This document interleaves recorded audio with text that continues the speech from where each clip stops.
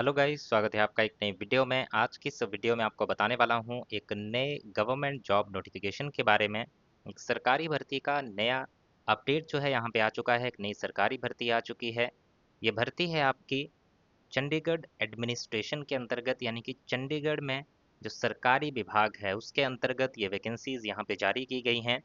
तो यहाँ पर जो भी ये वैकेंसीज भरी जा रही हैं ये रेगुलर बेसिस पे भरी जाएंगी, यानी कि एक पक्की सरकारी नौकरी होगी। परमानेंट बेसिस पे इन वैकेंसीज को फिलअप किया जा रहा है और चंडीगढ़ में ही भर्ती जो है आपकी की जाएगी, यानी कि जो आपकी अपॉइंटमेंट होगी, जो चंडीगढ़ ज्यूरिसडिक्शन एरिया के अंडर जो है ऑफिसेज आते हैं, जो चंडीगढ़ एडमिनिस्ट्रेशन के अंडर ऑफिसेज आते हैं, वहाँ पे ही आपकी रिक्रूटमेंट की जाएगी। और आपका प्लेस ऑफ पोस्टिंग जो रहेगा, जो आपकी पोस्टिंग होगी, वो आपकी चंडीगढ़ के अंदर ही की जाएगी। तो एक अच्छी अपॉर्चुनिटी है जो भी कैंडिडेट वेट करते हैं या फिर तैयारी करते हैं चंडीगढ़ एडमिनिस्ट्रेशन की वैकेंसीज के लिए, उनके लिए एक अच्छी खबर यहाँ पे आ चुकी है कि नया नोटिफिकेशन जारी हो चुका है। वैकेंसीज के आज की इस वीडियो में हम बात करेंगे।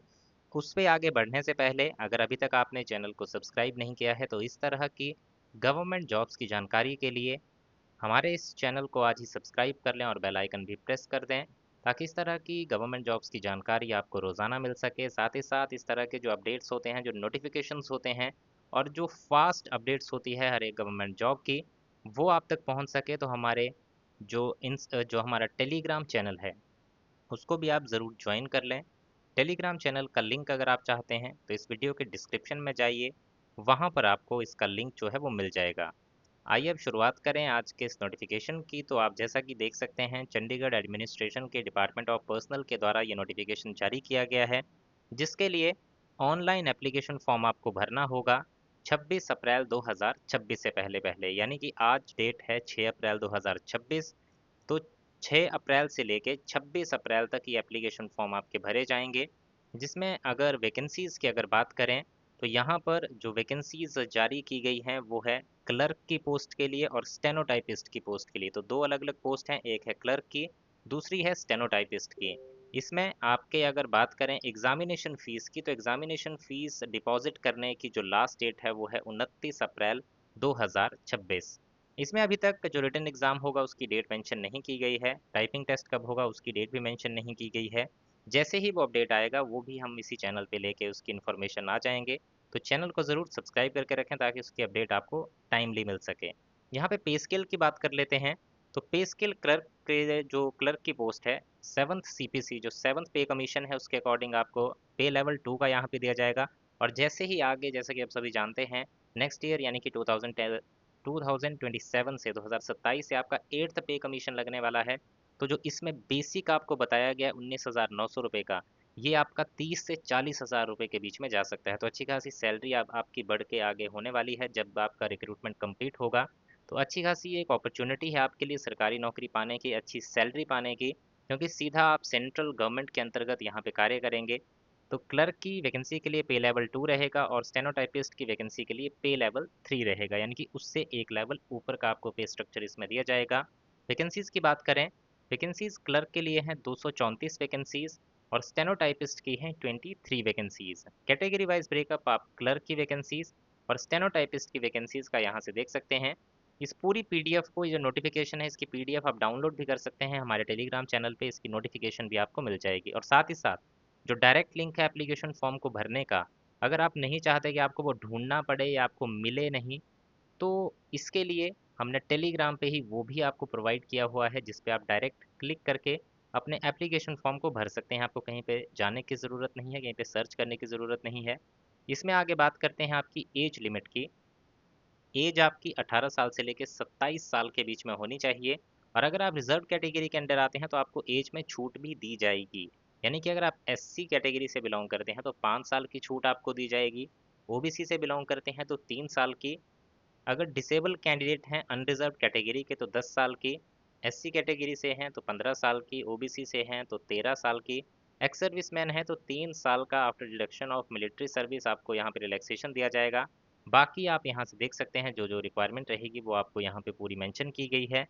देन इसके बाद अब बात कर लेते हैं आपके एजुकेशनल क्वालिफिकेशन क्राइटेरिया पे, यानी कि आप एजुकेशनल क्वालिफिकेशन आपकी कितनी होनी चाहिए ताकि आप इस एप्लीकेशन फॉर्म को भरने के लिए जो है एलिजिबल हो सकें। तो एजुकेशनल क्वालिफिकेशन में सबसे पहले अगर बात करें क्लर्क की पोस्ट के लिए, क्लर्क की पोस्ट के लिए आपने ग्रेजुएशन किया होना चाहिए, आपके पास एक बैचलर्स डिग्री होनी चाहिए और आपको वर्ड प्रोसेसिंग और स्प्रेडशीट का नॉलेज जो है यहाँ पे होना चाहिए और आपको यहाँ पे टाइपिंग जो है वो आनी चाहिए इंग्लिश लैंग्वेज में कंप्यूटर के ऊपर और आपकी स्पीड होनी चाहिए 35 वर्ड्स पर मिनट की। साथ ही साथ आईसीटी ट्रेनिंग कोर्स जो होता है कंप्यूटर का, जिसमें 80 घंटे का ये कोर्स जो है आपका होना चाहिए और जब आपकी डॉक्यूमेंट वेरिफिकेशन होती है उस दौरान आपका ये जो चीज़ है वो चेक की जाएगी। अब आते हैं स्टेनोटाइपिस्ट की पोस्ट के लिए। इसके लिए भी आपने बैचलर्स डिग्री किया होना चाहिए, आपको वर्ड प्रोसेसिंग स्प्रेडशीट का नॉलेज होना चाहिए और स्किल टेस्ट जो कंडक्ट होगा आपका उसमें होगी डिक्टेशन 10 मिनट की @80 वर्ड्स पर मिनट और ट्रांसक्रिप्शन होगी 50 मिनट्स की कंप्यूटर के ऊपर इंग्लिश लैंग्वेज में और आईसीटी ट्रेनिंग कोर्स कंप्यूटर का आपने 80 घंटे का किया होना चाहिए। तो ये अगर आपकी रिक्वायरमेंट कंप्लीट है तो आप इस एप्लीकेशन फॉर्म को भर सकते हैं।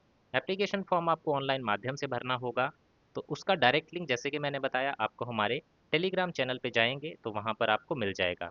जब आप एप्लीकेशन फॉर्म भरेंगे तो आपको वहाँ पे अपना फ़ोटो भी अपलोड करना होगा, अपने सिग्नेचर जो हैं वो भी अपलोड करना होगा और जो फ़ोटो है आपका उसमें आपका बैकग्राउंड जो है वो प्लेन बैकग्राउंड होना चाहिए, कोई कैप या आपने चश्मा नहीं पहना होना चाहिए और साथ ही साथ आपको अपने सिग्नेचर भी जो हैं वो स्कैन करके वहाँ पे अपलोड करने होंगे। तो ये रिक्वायरमेंट्स रहेंगी जब आप एप्लीकेशन फॉर्म को सबमिट करेंगे।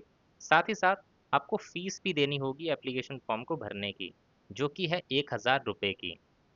और अगर आप एससी कैटेगरी, पीडब्ल्यूडी कैंडिडेट हैं यानी कि डिसेबल कैंडिडेट हैं या एक्स सर्विसमैन कैंडिडेट हैं तो आपको 500 रुपये की एप्लीकेशन फ़ीस जो है ऑनलाइन माध्यम से ही वहाँ पे पे करनी होगी। इसके बिना आपका एप्लीकेशन फॉर्म सबमिट नहीं माना जाएगा।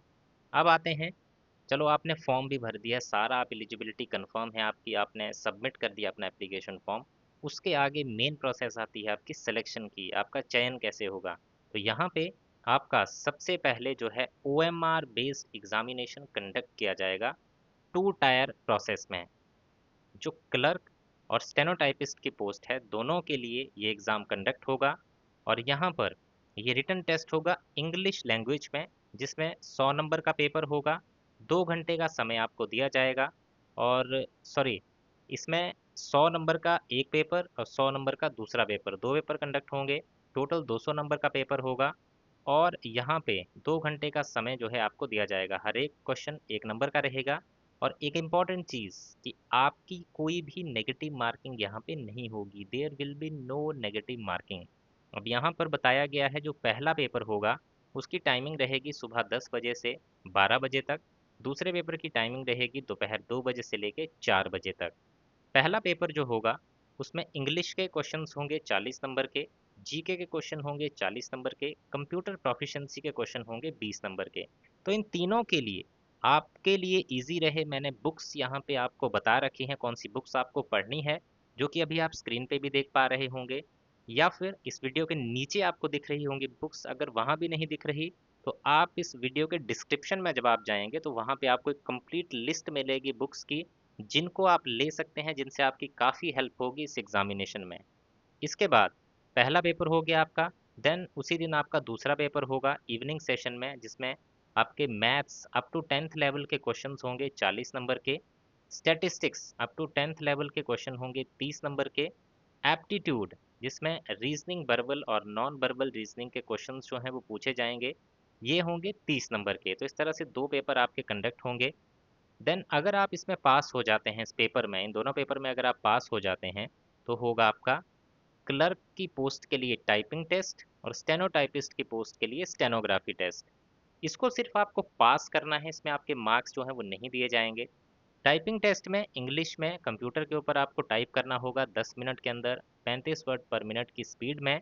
स्टेनोग्राफी में डिक्टेशन होगी 10 मिनट की @80 वर्ड्स पर मिनट, ट्रांसक्रिप्शन होगी 50 मिनट्स की कंप्यूटर के ऊपर इंग्लिश में। ये आपकी प्रोसेस रहेगी इन एग्जामिनेशंस के लिए। तो इस तरह से इस पूरी प्रोसेस को आपको फॉलो करना होगा, तभी आप इसके लिए पूरी तरह जो है वो मेरिट लिस्ट के लिए एलिजिबल हो पाएंगे। तो आपको टेस्ट भी पास करना है और बाकी जो आपका जो स्किल टेस्ट और टाइपिंग टेस्ट है वो भी आपको क्लियर करना होगा। तो इस तरह से पूरा सिलेक्शन प्रोसेस इस एग्जामिनेशन का रहने वाला है। तो यही था पूरा ओवरऑल इन्फॉर्मेशन इन वैकेंसीज़ के बारे में, इस नोटिफ़िकेशन के बारे में। तो मैंने अपनी तरफ से सारी चीज़ें आपको क्लियर करने की कोशिश की है, फिर भी आपका कोई डाउट बचा हो तो कमेंट सेक्शन में कमेंट कीजिएगा।